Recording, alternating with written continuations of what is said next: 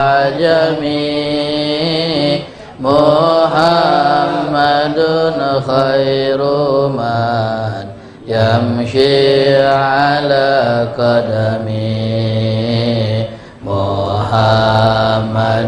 basitul ma'rubi jami'uhu Muhammadun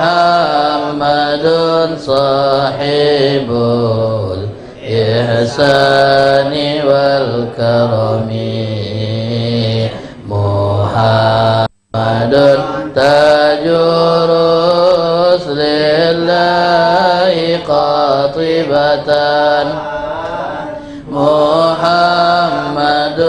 sadiqul aqwali wal kalimi Muhammadun sabitul mizan hafidhuhu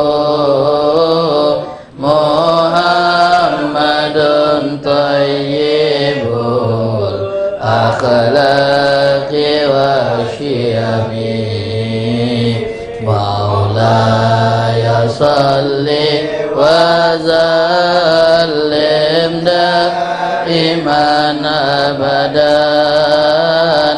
ala habibika khairil khalqi kullihim Muhammadun ruwiat bin nurikinatuhu Muhammadun lam yazal nuran minal qidami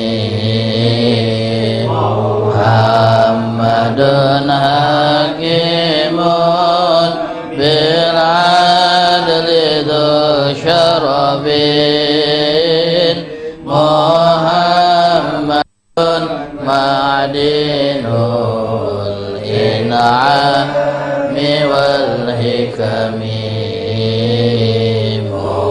Muhammadun khairu khalqillahi mudarin Muhammadun khairu lillahi kullihim Muhammadun dinuhu haqqun nadinu bihi Muhammadun mujmilan haqqan ala alami Maulaya salli wa sallim daiman abadan ala habibika khairil khalqi kullihim Muhammadun zikruhu rauhun li anfusina Muhammadun syukruhu fardun alal umami Muhammadun zinatun dunya wa bahjatuha Muhammadun kashiful ghammati wal zulami Muhammadun sayyidun tabat manaqibuhu Muhammadun sallahu rahmanu bin ni'ami Muhammadun safwatul bari wa khiratuhu Muhammad sairi tuhami Maulaya salli wa sallim daiman abadan ala habibika khairil khalqi kullihim Muhammadun dhahikun lidhaifi mukrimuhu Muhammadun jaruhu wallahi lam yudhami Muhammadun tabadin dunya bibihsadi Muhammadun ya habil ayati wal hikami Muhammadun yauma ba'thin nasi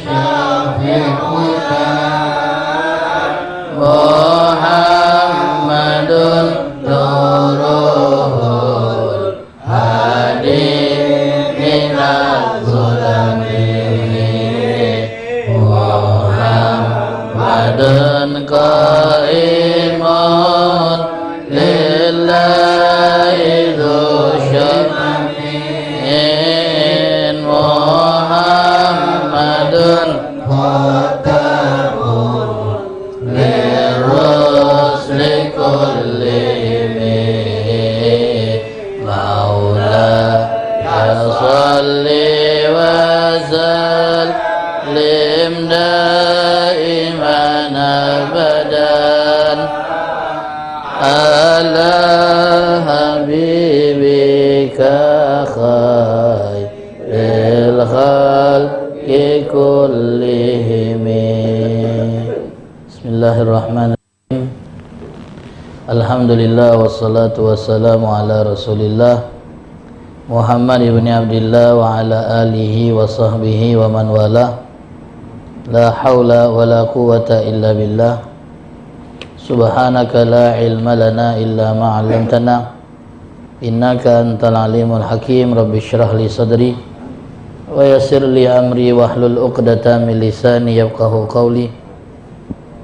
Wasaddil lisani wahdi qalbi bijahin nabiyyi wa alihi wa sahbihi Allahumma aghnina bil ilm wa zayyina bil hilm wa akrimna bit taqwa wa jammilna bil afiyah ya arhamar rahimin Ma'asyiral hadirin yang dirahmati Allah alhamdulillah puji dan syukur kita panjatkan kehadirat Allah salawat dan salam semoga senantiasa tercurahkan kepada junjungan kita Nabi besar Muhammad sallallahu alaihi wasallam beserta keluarga, sahabat dan pengikut setia beliau sampai akhir zaman.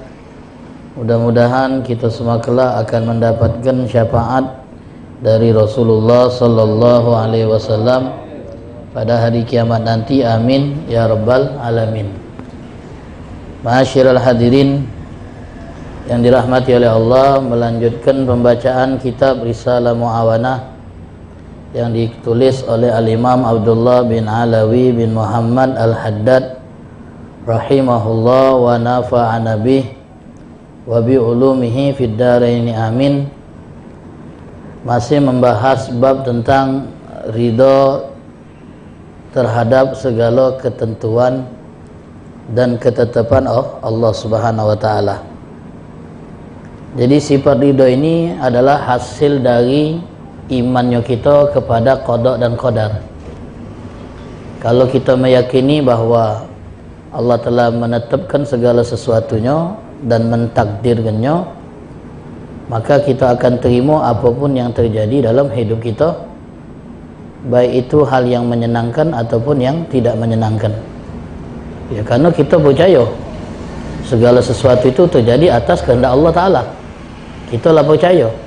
Jadi kalau ada yang terjadi dan kita yakini itu atas kehendak Allah, Kita tidak bisa protes.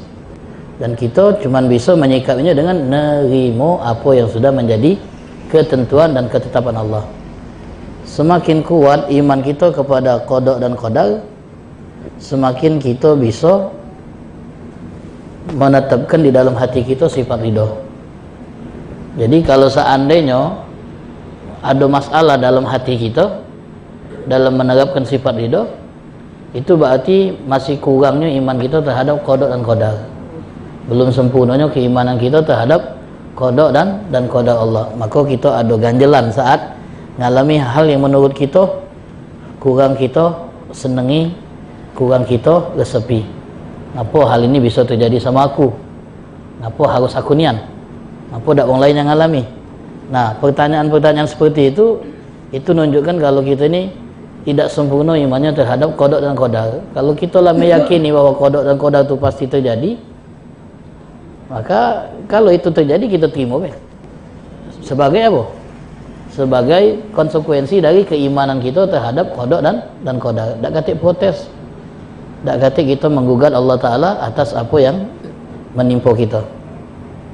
Ma'asyiral hadirin yang dirahmati oleh Allah, dan juga pada pertemuan kemarin kita sempat menyebut tentang apa yang disebut Imam Haddad mengenai kelompok orang-orang bodoh, orang-orang yang logikanya itu rendah, yang kadang-kadang menjadikan qada dan qadar itu sebagai pembenaran atas maksiat yang mereka kerjakan. Jadi saat mereka meninggalkan kewajiban atau melakukan hal yang Allah haramkan, mereka berdalih bahwasanya kan ini sudah menjadi bagian takdir dan aku tak bisa menghindar dari apa yang sudah Allah takdirkan. Aku maling karena Allah yang nakdirkan ya. Aku tak semayang karena Allah yang nakdirkan juga. Aku mabuk ya Allah nakdirkan. Aku berzina Allah juga yang menentukan. Jadi kita tak bisa menghindarkan dari apa yang sudah Allah takdirkan. Nah, ini dalam bahasa Imam Haddad adalah orang-orang safalah, orang-orang bodoh yang berwawasan rendah, yang tak paham konsep takdir. Itu yang dikatakan oleh Imam Haddad. Kita ni untuk masalah takdir itu cukup ngimani tidak harus kita menlogikakannya, memahaminya secara logika. Cukup beriman tu terima jadi sudah. Tidak perlu nak mikirkan dalam-dalam. Tak disuruh kita untuk mikirkan takdir itu secara mendalam. Sebab bahasan masalah takdir ini kalau uji istilah sekarang main di tepi jurang. Salah-salah terpleset nyampak celaka. Nah, ini wong yang berdalih dengan takdir karena dia terlalu mendalam menyelami masalah takdir, sehingga muncullah persepsi anggapan bahwa segala yang terjadi itu takdir Allah. Kita tak punya kehendak, tak punya istilahnya itu apalah, tak punya kemampuan untuk menghindar kalau Allah takdirkan. Jadi itulah. Nah, ini karena terlalu dalam main masalah takdir, dan kita tak dianjurkan untuk menyelami masalah takdir sedalam itu sehingga membuat kita tersesat. Jadi wong yang bahas masalah takdir ini, Pak, hadirin yang dirahmati oleh Allah, itu seperti yang kita sebut, seperti wong main di tepi jurang, berisiko nian. Risikonya ada dua. Pertama, bisa tak percaya dengan takdir, sehingga beranggapan kita yang menentukan perbuatan kita. Allah tak ada ikut campur dalam apa yang kita pilih. Murni kita yang pilih, Allah tak ikut campur. Nah, ini namanya mazhab Qadariyah. Orang Qadariyah itu berpendapat bahwa manusia itu bisa menciptakan apa yang diinginkan. Manusia itu punya kemampuan untuk menciptakan apa yang diinginkan. Jadi selagi dia mau, pacak digawikan. Allah tak punya peran dalam apa yang menjadi pilihan manusia dan apa yang diinginkan manusia. Katik peran Allah. Murni manusia yang menentukan. Kalau dia galak, dia pacak ngawikannya. Akhirnya dia ngantuk. Nah, kalau memang kau mampu, pacak nahan tidur kau. Ya, ngantuk dia tadi. Nah, kalau memang kau mengatakan manusia itu mampu untuk melakukan apa yang dia pengen, kenapa kau dapat acak nahan kantuk sampai tertidur? Berarti menunjukkan bahwa kau itu tidak mampu. Kalau Allah ngendakkan kau tidur, walaupun kau tahan-tahan, tidur dulu lah. Nah, itu untuk menunjukkan bahwasanya ada peran Allah dalam perbuatan manusia. Satu. Kemudian potensi kedua yang membahayakan kalau membahas takdir terlalu dalam, itu ngantungkan segala sesuatu dengan takdir. Nah, itu bahaya pula. Sehingga apapun yang terjadi takdir kalau. Bahkan untuk apa yang dia buat yang sifatnya melanggar syariat, dia salahkan takdir. Nah, orang yang seperti ini pemahamannya seperti pemahaman Jabariyah. Jabariyah itu yang mengatakan manusia itu tidak punya peran dalam apa yang dia pilih. Apa yang dia pilih, itulah pilihan Allah. Apa yang dia gawikan, itulah yang Allah kehendaki. Jadi manusia itu cuma seperti robot yang dikendalikan pakai remote control. Nah, orang yang punya paham seperti ini, kata Imam Haddad, seakan-akan dia berkata dengan lisan halnya, keadaannya, sebenarnya Allah itu tidak perlu ngutus Rasul, nurunkan kitab suci, ya, mendatangkan pembimbing umat. Sebab kalau Allah menghendaki mereka itu dapat petunjuk, walaupun Allah tidak utus Rasul, dapat petunjuk dulu lah. Mereka itu kalau seandainya tidak masuk kitab suci, kalau Allah menghendaki dapat petunjuk dulu lah. Jadi tidak perlu ada Rasul, tidak perlu ada kitab suci, tidak perlu ada ustadz yang membimbing. Kalau manusia nak dapat petunjuk, dapat tulah kalau Allah menghendaki. Nah kan, itu lisan halnya. Nah, dua ini, pandangan ini bertolak belakang. Qadariyah ngaso manusia itu punya apa istilahnya itu punya kekuatan penuh untuk menentukan apa yang diinginkan. Allah tak katik peran, menafikan peran Allah dalam perbuatan manusia. Kalau Jabariyah sebaliknya, menafikan peran manusia atas apa yang Allah kehendaki. Nah, kalau kita ahli sunnah tengah-tengah, manusia punya peran, Allah punya peran. Manusia punya kehendak, Allah punya kehendak. Manusia menentukan, Allah juga menghendaki. Jadi klop. Ibaratnya kalau kita gambarkan secara ilustrasi, kalau ada guru ngomong sama muridnya, Bapak tidak mengizinkan kamu keluar dari kelas ini. Bapak tak ridho kamu keluar dari kelas ini. Tapi kalau kamu nak keluar, silakan keluar. Pintu terbuka. Nah kan yang nentukan nak keluar itu siapa? Siapa gitu? Ya murid. Bapaknya lah ngomong, Bapak tak ridho kalau kalian keluar dari pintu itu. Tapi kalau memang kamu nak betul lah. Pintunya terbuka. Pintunya terbuka. Akhirnya ada murid yang ngomong, keluar belah, hendaklah situ. Nah itu kan pilihan dia, risiko dia yang nanggung. Karena dia milih nak keluar, bapaknya juga ngizin kalau kamu nak keluar, keluarlah. Maka dia milih keluar, itu pilihan dia dan bapaknya menyetujui. Dia milih keluar, dia dihukum atas pilihan dia. Tak baca dia nyalakan, kan bapak buka pintu. Kan bapak yang buka pintu, jadi kami keluar. Tapi bapak tak meridhoi kamu keluar. Dan bapak ngomong, kalau nak keluar terserah, pintunya terbuka. Nah ini pilihan kamu. Kalau kamu milih keluar, ada risiko, ada konsekuensi. Kamu punya akal, punya nalar, kamu bukan binatang. Kamu mikir, kalau keluar guru tak ridho, pasti ada sanksi. Kalau tak keluar, kita pasti diridhoi dan diberi pahala, diberi ini imbalan atas pilihan kita yang tak galak keluar. Tahu-tahu ada bocah tengil lah misalnya beda, yang memang nakal nian, milih keluar, habisnya dikeluar dia, kuar-kuar, nyalakan gurunya. Kalau memang dia tak ridho kita keluar, tak usah buka pintu. Tidak, itu konsepnya. Tidak, itu konsepnya.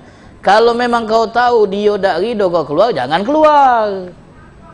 Jadi yang salah kau. Kalau kau tak keluar, kau tak bersalah. Tapi karena kau dewek milih keluar, memang guru buka pintu, dia nak ngetes kau tu nurut apa tidak, tahu-tahu kau keluar, berarti kau harus sanksi. Guru kau tak bersalah. Nah itu gambaran baik tentang masalah takdir. Masuk tak? Masuk Nah, jadi dibaca tak nyalakan Allah. Oh Allah nentukan aku maksiat, makanya aku maling ini. Oh ya Allah tak meridhoi kau maling. Tapi kau nginginkannya. Kau nginginkannya. Dan Allah Ta'ala kemudian menghendaki itu terjadi atas pilihan kau. Berarti kau harus kena sanksi. Dan kau tahu maling itu tak boleh. Tapi kau masih gawe ke jigo atas dasar kesadaran. Dan pilihan kau pribadi. Maka kau harus nimbu sanksi atas pilihan kau. Maka ada azab. Nah dalil, pakai dalil untuk membela diri yang tahu sudah buat salah dengan nyalakan takdir, itu dalil yang dipakai oleh musyrik. Wong musyrik itu dalam Al-Quran Allah ceritakan, wa qala alladziina asyraku, law sya'allahu ma asyrakna. Dalam ayat, law sya'allahu ma abadna min dunihi. Kata orang musyrik, kalau seandainya dia berhujah, adu argumen dengan para nabi yang diutus. Woi wahai nabi yang diutus kepada kami. Kalau dalam hal ini kan orang Quraisy, orang kafir Quraisy. Wahai Muhammad, Kalau memang Allah menghendaki, kami tidak bakal jadi syirik. Tapi karena Allah menghendaki kami jadi syirik, ya kami jadi syirik. Pilihan Allah. Ya? Kehendak Allah yang menjadikan kami syirik. Nah, Allah Ta'ala menceritakan ini dalam Al-Quran fi maudhi'idzam, untuk mencela alasan mereka yang mereka buat. Pada akhirnya hari kiamat mereka tidak pakai dalil itu. Ya Allah, kalau kau tidak menghendaki, kami tidak kafir, kami tidak syirik. Tidak. Tahu mereka alasan itu tidak baca dijadikan sebagai hujah, argumen untuk membela diri dan menyelamatkan mereka dari sanksi. Malah mereka ngakui kesalahan. Rabbana ghalabat alaina syikwatuna. Ya Allah, kami dikalahkan oleh syikwatuna, kondisi kami yang memang bakal disengsarakan. Wa kunna qauman dhalin, dan memang kami wong tersesat, salah pilih jalan yang sudah kau berikan petunjuknya, jalan benar, jalan salah. Nah, ini apa ini?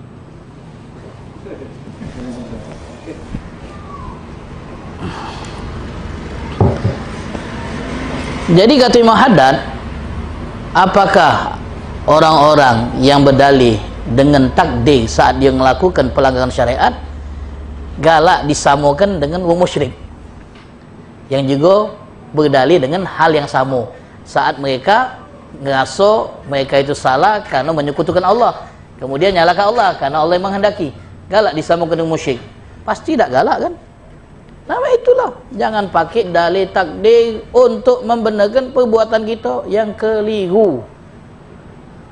Karena hujah Allah itu lebih mantap untuk membantah alasan kita, argumen kita. Kemudian ma'asyiral hadirin yang dirahmati oleh Allah Subhanahu wa taala, sesungguhnya kalau berdalil dengan takdir itu tergantung dengan kondisi. Ada kalanya memang kita berdalil dengan takdir itu ditolerir, dibolehkan pada kondisi tertentu, tidak umum. Dan ada kalanya kita dilarang berhujah dengan takdir dalam kondisi tertentu. Ada kondisi ditolerir, ada yang tidak ditolerir. Kalau di momen-momen situasi yang tidak ditoleransi, jangan berhujah dengan takdir. Kalau memang masih ditolerir, boleh-boleh baik. Boleh baik. Agar apa? Agar kita tidak merasa terpuruk dengan masa lalu kita yang buruk. Kemudian kita ngomong, ya Allah, kalau memang sudah takdir aku dulu dalam keadaan yang buruk, kalau memang dulu memang karena takdir aku, engkau tentukan aku dalam keadaan yang buruk, ampunilah ya Allah masa lalu aku yang dulu tuh. Tapi aku sekarang ingin berubah, jangan jadi yang baik, bantu aku ya Allah untuk bisa jadi lebih baik. Jadi kita berdalil dengan takdir supaya kita tidak merasa kecil hati dengan masa lalu kita, menguatkan kita untuk berubah. Boleh baik. Tapi untuk pembenaran tak boleh. Alasan takdir itu tak boleh untuk pembenaran. Kita tahu kan, pernah kan terjadi dialog antara Nabi Musa dengan Nabi Adam kan? Tahu kan ceritanya? Anjay? Kalau tahu dah anak sebut ini. Jadi Nabi Musa pernah ketemu Nabi Adam, dan Nabi tidak menyebutkan momennya di mana itu. Tapi dalam hadis itu Nabi menceritakan Nabi Musa ketemu Nabi Adam, terjadi dialog. Nabi Musa protes kepada Nabi Adam, wahai Adam, engkau kan bapak moyangnya manusia, kau tuh manusia pilihan Allah. Allah ciptakan engkau dengan kuasa dan tangannya. Kemudian kau ditempatkan di surga. Gara-gara kesalahan kau di surga, akhirnya kami keturunanmu jadi menderita. Jadi Nabi Musa nyalakan Nabi Adam. Cubalah kalau engkau tidak melakukan kesalahan, kami tidak bakal menderita hidup di dunia, tidak bakal saro-saro hidup di dunia, tidak bakal nanggung beban syariat di dunia, tidak bakal pegel tinggal di dunia, tidak bakal macam-macam lah. Gara-gara kami harus keluar dari surga sebab perbuatanmu, akhirnya menderita di dunia ini. Banyak keselnya, banyak capeknya, banyak letihnya, banyak masalahnya. Kalaupun ada yang lemak-lemaknya, scan hidup dunia itu bonus. Kalau film-film tuh banyaklah yang cerita sedihnya dunia ni. Kalau ada cerita bagusnya, cerita happy-nya, bahagianya, itu bonus. Memang dunia diciptakan untuk kita menghadapi masalah. Nah, kalau kita lah tahu tujuan kita diciptakan dunia untuk kuat menghadapi masalah, ya sudah, hadapi baik masalah tuh. Jangan dipikir ke. Lah tahu gitu. Ya harus siap. Lah tahu kita bakal bertanding besok misalnya, ya siap, jangan nyantai-nyantai. Lah tahu kita dunia ini diciptakan untuk kita ini diuji dengan beragam masalah. Ya siap, kitalah siap. Apapun masalahnya kita siap menghadapinya. Kuat jadi mental gitu. Sebab lah tahu tujuan di dunia ini untuk apa. Nah cobalah kami dulu di surga lemak, tidak semayang, bini cantik, makan gratis, ini nak nyari duit, metu pagi, balik dalu, belum lagi harus bermasalah dengan wong-wong sekitar, dengan keluarga dewe, dengan rekan dewe, dengan kawan dewe, dengan teman kerja dewe, aduh beningnya. Belum lagi kalau nyingok wong yang nafsunya lebih bagus dari kami, mulai iri, mulai dengki, mulai tertekan. Cubalah di surga dak katik pas itu. Gagal kau nih Nabi Adam. Kata Nabi Musa, boleh, ini sama levelnya. Kalau kita tak boleh. Putus Nabi Adam, gagal Nabi Adam ini, kami ini malah baca. Dak baca. Kata Nabi Adam ini santun wongnya, wahai Musa, kau itu kan kalimullah, Nabi yang baca dialog dengan Allah secara langsung. Allah turunkan kepada engkau Taurat. Di antara isi Taurat itu kan ada cerita tentang bagaimana pelanggaran yang aku lakukan di surga. Dan kau tahu kan bahwasanya di dalam itu juga disebutkan catatan takdir itu sudah Allah Ta'ala selesaikan 40 tahun atau lebih dari itu sebelum kita diciptakan, sebelum aku diciptakan. Iya kata Nabi Adam, di dalam Taurat itu memang disebutkan cerita tentang pelanggaranmu di surga, saat engkau ditipu daya oleh iblis sehingga membuat engkau dikeluarkan dari surga. Dan memang di dalam Taurat disebutkan juga catatan takdir itu sudah rampung puluhan tahun, 5.000 tahun atau berapa tahun, anak lupa riwayatnya, sebelum Nabi Adam diciptakan. Nah ngapa kau nak nyalakan aku tentang sesuatu yang sudah digariskan sebelum aku diciptakan kan? Sebelum aku diciptakan sudah dibuat oleh Allah skenario. Adam melakukan kesalahan di surga yang menyebabkan dia keluar darinya. Nah aku tidak baca apa-apa lah takdir Allah ni. Kau lah tahu itu sudah Allah catat kan? Sebelum aku diciptakan lah sudah dicatat itu pelanggaran yang aku buat di surga. Apa kau nak nyalakan aku atas takdir yang sudah Allah tetapkan bahkan sebelum aku jauh diciptakan? Nabi Musa terdiam. Fahajja Adamu Musa. Nabi Adam pun mengalahkan argumen Nabi Musa. Jadi Nabi Adam berdalil dengan apa ini?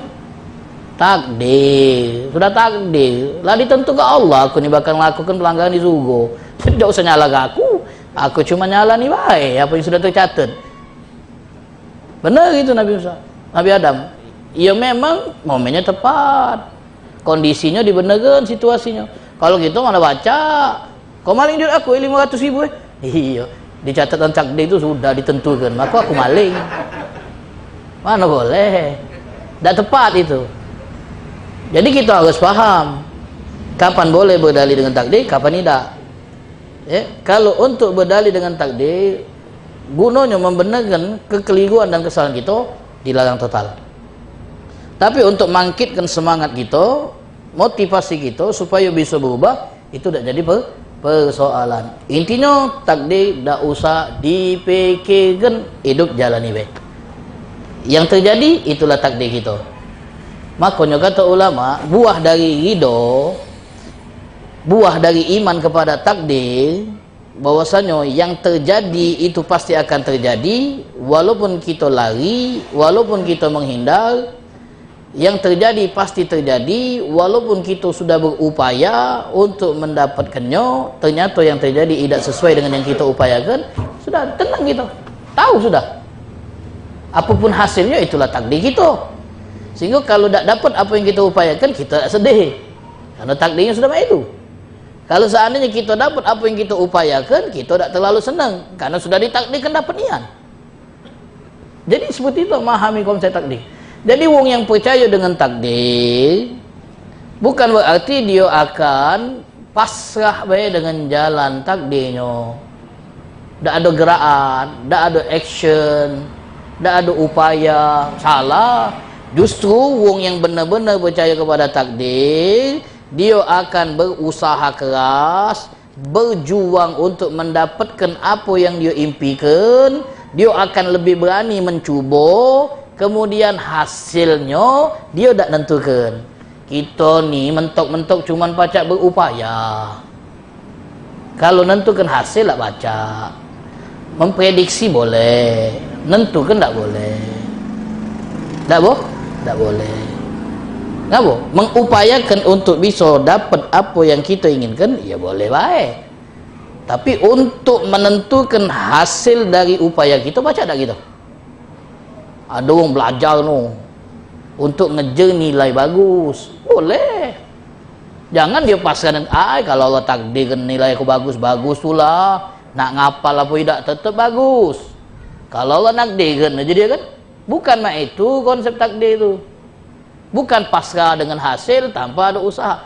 Justru orang yang percaya kepada takdir, usahanya maksimal, hasilnya dia lepas tangan. Tugas dia cuma mengupayakan, hasil dia serahkan ke Allah. Itu orang yang benar-benar percaya dengan takdir, dengan konsep yang benar. Belajar dia serius tadi, tak stay doa dia malam-malam, bacanya terus buku tadi. Tahu-tahu pas hari ujian dimulai, dia jawab apa yang bisa dia jawab, ternyata hasilnya di luar dugaan, di luar dari yang dia bayangkan, tidak sesuai dengan ekspektasi dia. Fikir dia ini pastilah nilai anak dari 20 soal itu paling tidak benarnya itu pucuk 15. Oh sudah dia sudah menjangkau itu dia fikirannya. Tahu-tahu bawah 10 nilai dia, bawah 10. Kalau orang percaya takdir, tetap tenang dia. Tak apa-apa, tidak nyesel. Cuma ngapal. Tahu kalau hasilnya mak ini juga, lu malah salah ngapal, salah pula. Kalau orang yang percaya takdir, tetap tenang walaupun hasilnya beda dengan apa yang dia inginkan. Tetap tenang. Kecil nilai aku, tak sesuai dengan yang aku targetkan, tenang tetap.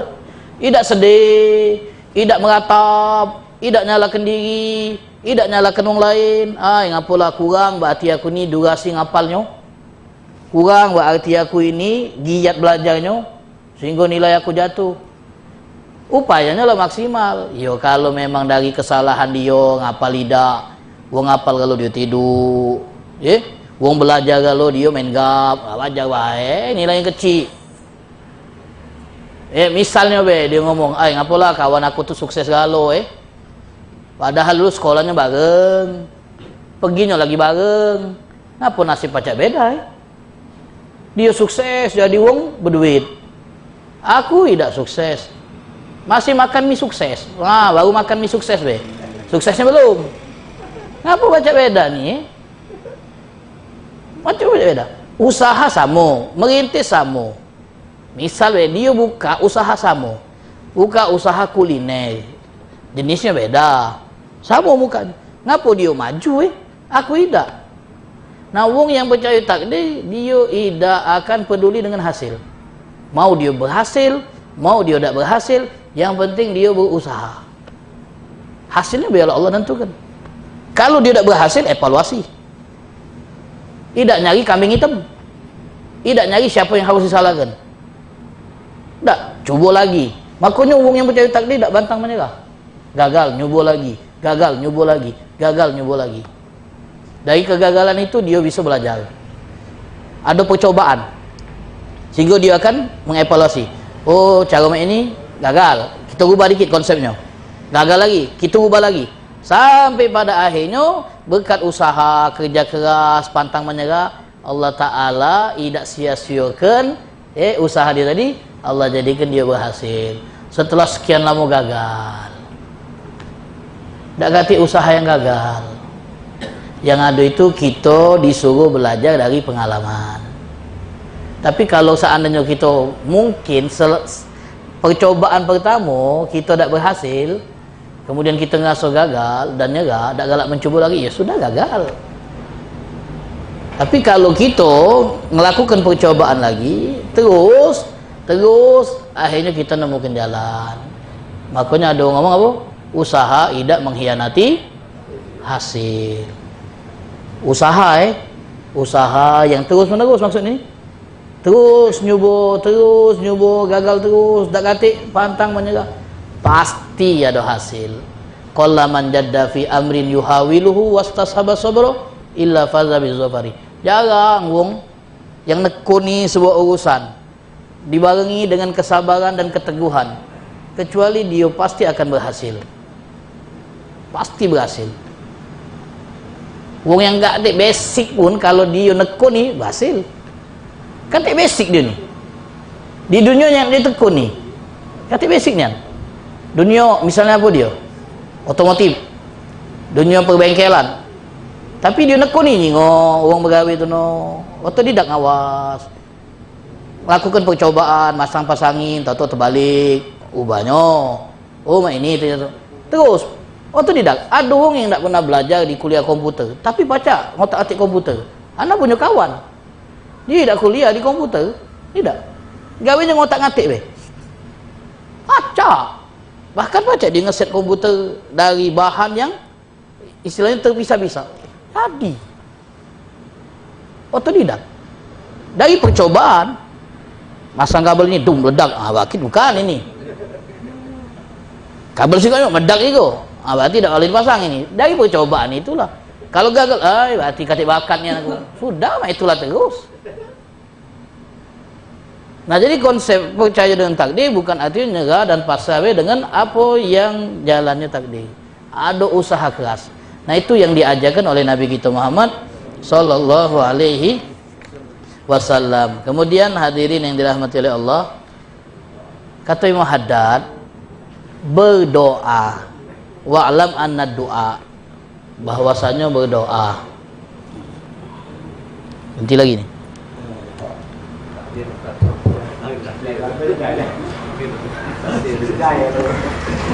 Berdoa dan merengek saat berdoa. Ilha, apa ilha itu? Ilha itu minta berulang-ulang sampai dinjuk. Kalau bahasa kita apa itu? Makso. Minta makso. Nyenyel. Ngagangi. Terus apa lagi? Minta makso dengan cara ulang-ulang minta tadi sampai yang kita minta tinjuk. Kita kalau diagang oleh manusia, dipinta dengan cara macam itu, yang minta ni manusia, pegel tak kita? Marah tak kita? Marah kan, jengkel gitu kan? Jengkel. Kalau Allah tidak, senang. Kita agangi sampai tinjuk, senang Allah.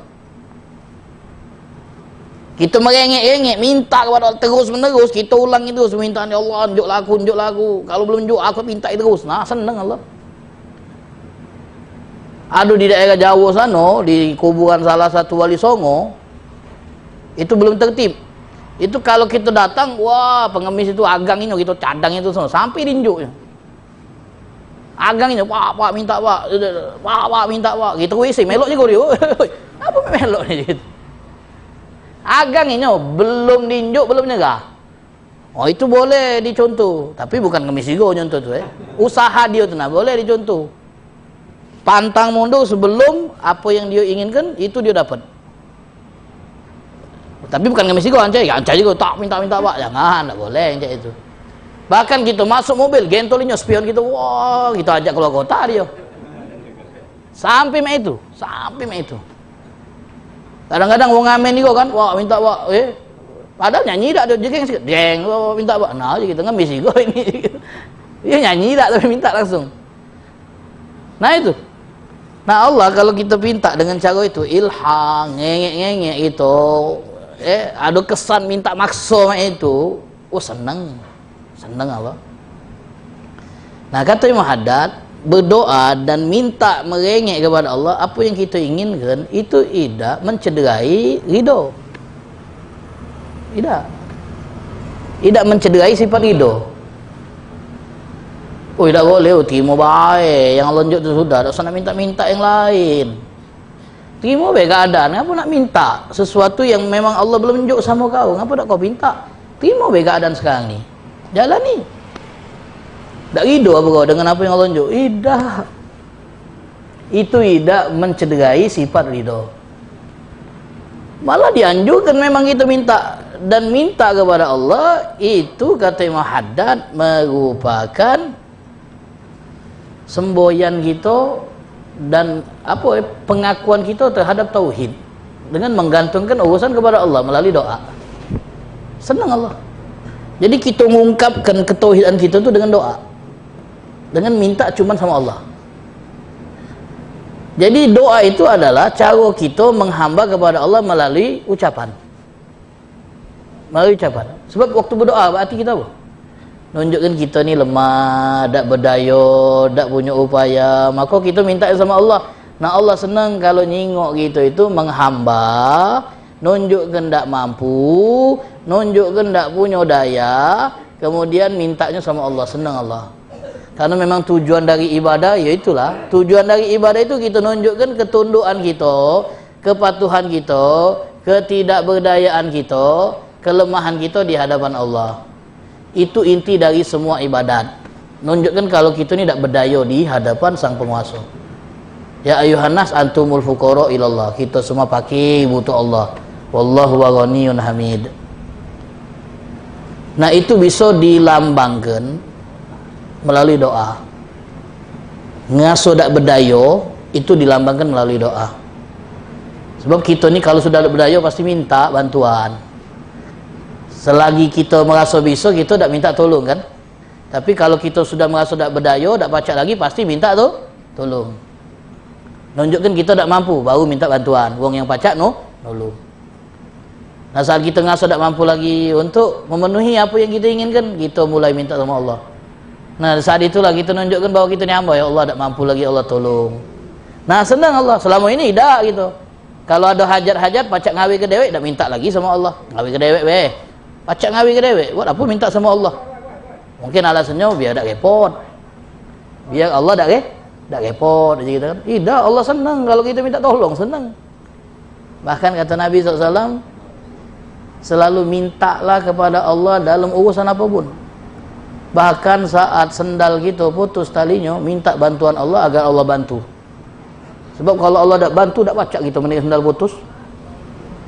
Kalau Allah tak bantu. Jadi saat sendal putus, ya Allah bantu ya Allah supaya sendal ni pacak benar lagi. Sambil nyari tukang sol, jangan tidak. Itu nyari tukang sol gitu. Kalau Allah tak bantu, tak nemu gitu tukang sol. Ban kita pecah lagi naik motor. Ya Allah bantu ya Allah supaya ban yang pecah ini bisa ditampal. Sambil nyari, ngurung. Jangan mantap situlah, katik tukang. Sambil nyari. Kalau Allah tak bantu, tak Allah temukan jalan lah gitu. No, tahu-tahu nyampe Lampung aja gitu. Nyurung tadi misalnya baik. Minta dalam hal-hal kecil. Jadi Nabi ngajarkan kita untuk melibatkan Allah dalam segala urusan, bahkan hal-hal yang sepele. Bahkan dalam urusan Nabi ngomong sama Aisyah agar selalu minta bantuan Allah, bahkan dalam urusan garam yang kehabisan di rumah, minta sama Allah. Kalau dak Allah bantu, dak katik garam gitu. Kering laut tadi. Nah, mana kita nak ngelemakkan rasa di makanan kita dengan nambah garam? Banyak kelek apa? Ah, mana lemak. Sepot itu sih.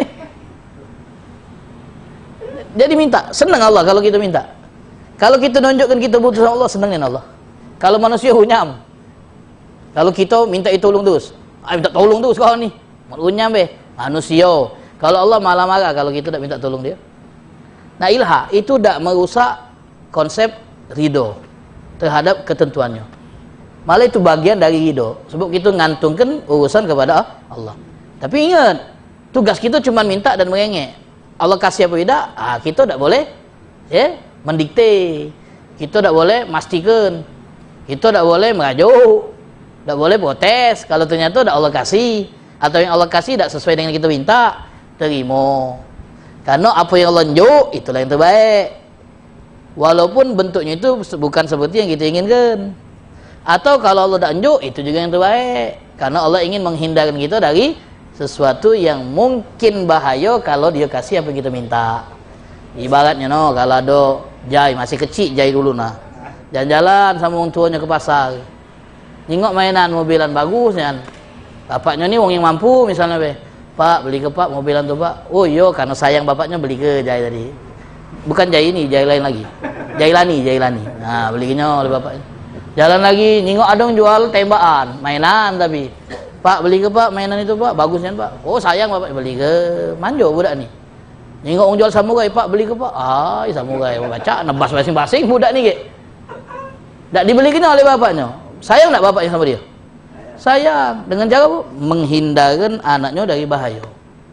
Sehingga tak dinjuk pedang tadi. Ada hamba minta, ya Allah minta mobil, ya Allah. Kawanlah punya galau. Kami inilah yang belum. Kata Allah, agak belum waktunya, belum saatnya.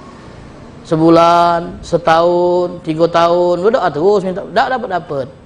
Nah mungkin ada baiknya kita tak dapat mobil tu, mungkin kat tempat parkir dah Mungkin kalau seandainya kita punya mobil, kemudian mobil kita tergores, kita mulai oring-oringan, siapa ni yang ngores. Malah kat mobil, tak mikir kita tempat parkirnya di mana, tak mikirkan kalau dia lecet, tak mikirkan pajak, makanya sampai sekarang tak punya mobil. Bukan kerana tak mau beli. Kata duitnya. Santai be. Jadi kalau Allah tak genjot, santai be. Ada seorang berkata kepada Sufyan, "Wahai Sufyan, kau belum menjadi mukmin sejati, hamba Allah sejati, sampai kau merasa apa yang Allah unjuk sama kau itu adalah benar-benar pemberian. Apa yang Allah tak unjuk, kau anggap sebagai pemberian. Baru kau hamba sejati. Jadi saat kau minta Allah unjuk, kau ngaso sudah Allah kasih yang lebih dari yang diminta. Padahal tak diunjuk. Kenapa? Al-man'u artinya. Al-man'u itu kita tak dikasih apa yang kita minta. Al-ato kita dikasih sesuai yang kita minta. Nah saat kita tak dikasih, kita dianggap kita dikasih. Ya Allah, mau kasih Allah pemberianmu luar biasa nian. Padahal kata Allah tak aku unjuk. Tapi aku tahu di balik sesuatu yang kau tak berikan sama aku, ada banyak kebaikan di dalamnya. Nah kalau kita bisa ngasokan itu, mukmin sejati. Wong yang percaya penuh dengan takdir. Jadi berdoa boleh. Minta apa yang kita pengen sama Allah boleh. Contoh, para nabi itu berdoa tak? Berdoa. Nabi Zakaria usia sudah tua, istri mandul, minta anak. Salah tak? Berarti tak ridho dia kondisinya. Kalau ada yang ngomong sama Nabi Zakaria, sudahlah, terima belah keadaan. Allah nentukan kau tak punya anak. Manusia kau lah tua, bini kau sudah mandul divonis.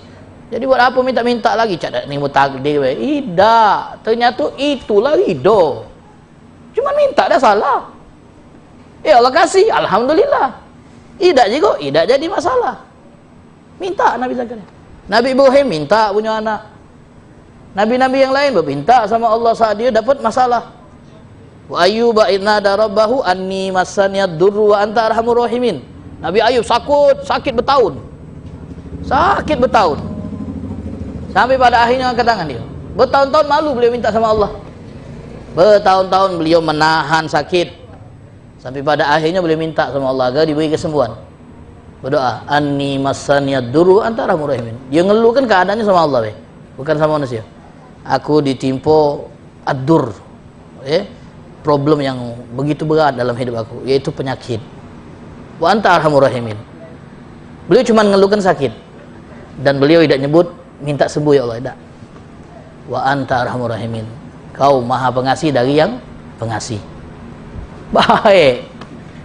Fastajabna lahu wa najjainahu. Baik. Nabi Allah Yunus masuk dalam mulut iwak, berdoa, minta kepada Allah. Fadhannuni idh dhahaba mughadiban fadhanna alla naqdira alaih fanada fi dhulumat alla ilaha illa anta subhanaka inni kuntu minadh zalimin fastajabna lahu. Boleh. Jadi kalau kita ada masalah, bukan berarti kita terima bela, nikmat bela adalah takdir. Dah kalau minta, hebat nian, berarti sudah tingkat ridho tu. Boleh tak? Tak minta agar Allah Ta'ala menyelesaikan masalah kita, membantu kita keluar dari persoalan. Boleh. Asal kuat tak ngutuk. Tapi tak salah kalau kita minta Allah bantu kita untuk keluar dari masalah tadi. Tak masalah. Nabi berdoa. Seluruh Nabi berdoa. Ada ustaz Nabi yang dah berdoa minta bantuan. Nabi Ibrahim, waktu dilempar ke dalam api oleh Namrud, Jibril datang. Wahai Ibrahim, apa yang kau butuhkan? Butuh bantuanku tak? Nak keluar ke tak dari masalah berat yang kau alami ini? Nak dibakar oleh Raja Namrud. Kata apa? Nabi Ibrahim, amma ilaik fala. kalau minta bantuan kau tidak. Hasbi Allah ni'mal wakil. Ya Allah, dia sebaik-baik yang kita serahkan urusan kita kepadanya. Akhirnya Allah selamatkan. Api jadi keselamatan dan dingin untuk Nabi Ibrahim. Tak berdoa Nabi Ibrahim, tak minta. Oh itu momen Tapi kita dapati banyak doa Nabi Ibrahim dalam Al-Quran. Di situ beliau tak berdoa, tapi di momen lain banyak berdoa. Banyak doa Nabi Ibrahim yang Allah badikan. Doa minta anak yang soleh, doa minta jadikan Mekah itu tempat yang dituju oleh hati-hati manusia. Minta ditumbuhkan di tanah yang gersang ini buah-buahan dan seterusnya. Doa Nabi Ibrahim. Jadi kalau kita berdoa ada masalah, tak apa-apa. Doa minta jodoh misalnya, atau jodoh lagi kalau yang sudah, tak apa-apa. Tak salah berdoa. Ya Allah, lunakkanlah hatiku ya Allah. Hati bini aku ya Allah, supaya dia nerima madunya. Misalnya dah. Boleh baik. Doa bininya berdoa juga. Ya Allah, gagalkanlah rencana laki aku. Nah, saling beradu doa dah apa-apa. Karena aku merasa teraniaya ya Allah. Bukankah doa orang yang teraniaya itu dikabulkan? Itu jahit, tak doa lagi. Tinggal jengok doa siapa yang makbul tak. Walhasil jadi berdoa tidak merusak sifat ridho. Kecuali kalau kita ada kesan bahwa harus apa yang kita minta Allah beri. Nah itu tak boleh. Tetap kita menggantungkan makna hasilnya kepada Allah Subhanahu wa ta'ala. Harapan kita mudah-mudahan Allah Ta'ala jadikan kita termasuk orang yang ridho dengan segala apa yang Allah Ta'ala tentukan dalam hidup kita. Yang baik-baik mudah-mudahan Allah langgengkan, yang jelek-jelek mudah-mudahan Allah bantu kita untuk bisa keluar darinya dan bisa menerimanya. Dan mudah-mudahan Allah SWT berkahi pertemuan akhir kita, ikhtitam untuk malam hari ini. Entah kapan bukanya, insyaAllah kita doakan juga Ami Ali sehat afiat, bisa sembuh, normal kembali keadaannya, dan Allah Ta'ala panjangkan umur beliau fi khairin wa afiyah, dan semoga Allah Ta'ala jadikan kita termasuk orang-orang yang beriman dengan iman yang penuh kepada takdir dan qadanya. Amin ya rabbal alamin. Ya Sayyidi ya Rasulullah ya man lahu jahu indallah innal musina qad ja'uk lidzanbiya runallah ya sayyidal rusli hadina ya bigha ra'ilaiنا الآن يا همة سادات الأقطاب ما عادنا صدق وسر نادي المهاجر صافي الله ذاك ابنه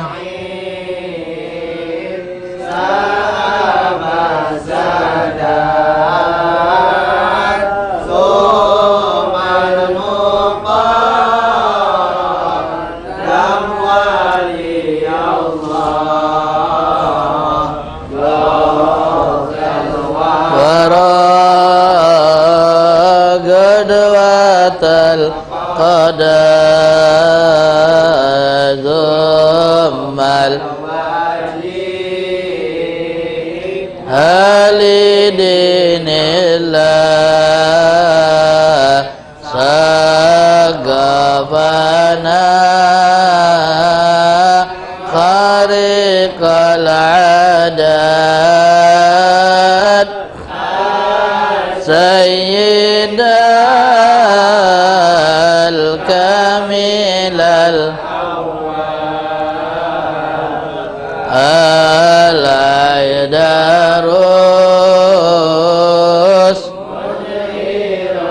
putri gomo wakshifu anna ya sadati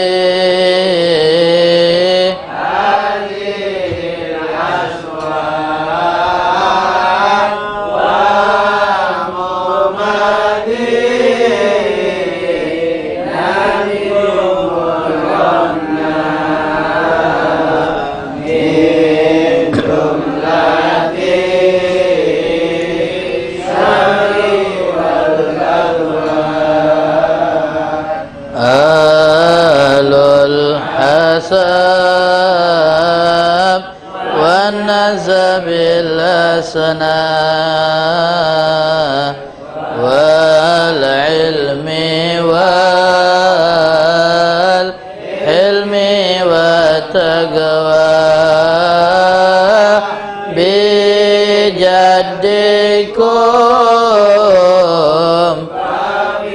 بجدكم تنجذب البلية والضر يا سيدي يا رسول الله يا من له الجاه عند الله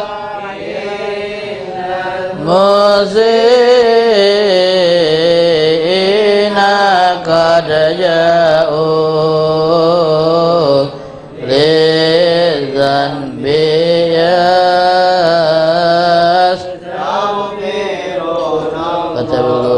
الأحوال والأمان وفي الذنوب ويسر ويكشف الكروب ويبلغ المطلوب أن الله يقضي حاجاتنا وحاجات مشايخنا وحاجات من له علينا حاجات والدينا ومن أوصانا بالدعاء بقضاء حاجاتهم ويشفي أمراضنا وأمراض ذوينا وأمراض من له علينا خصوصا مرض أمي علي أن الله يشفيه شفاء عاجلا لا يغادر سقما ولا علما ثم إلى أرواح الشريف رقية بنت أحمد مهدر بن شهاب والسيد شيخ علي بن شهاب شريفة النور بنت شيخ بن شهاب وشريفة نجاتي بنت شيخ بن شهاب شريفة منيرة بنت عبد الرحمن بن شهاب وشريفة نعمة بنت حامد بن شهاب والسيد أحمد بن سالم الكا والشريفة بدرية بنت شيخ بن شهاب أن الله يغفر لهم ويرحمهم ويسكنهم الجنة برحمته وإلى روحي خصوصا الإمام عبد الله بن علي الحداد أن الله يعلي درجاتي في الجنة وأن الله لا يحرمنا من بركاتي وأسراري وأنواري وعلومي ونفاتي في الدين دنيا الآخرة على دينية وكلنا صالحة جالبة لكل خير دافئة لكل شر وإلى حضرة النبي محمد صلى الله عليه وسلم. الفاتحة.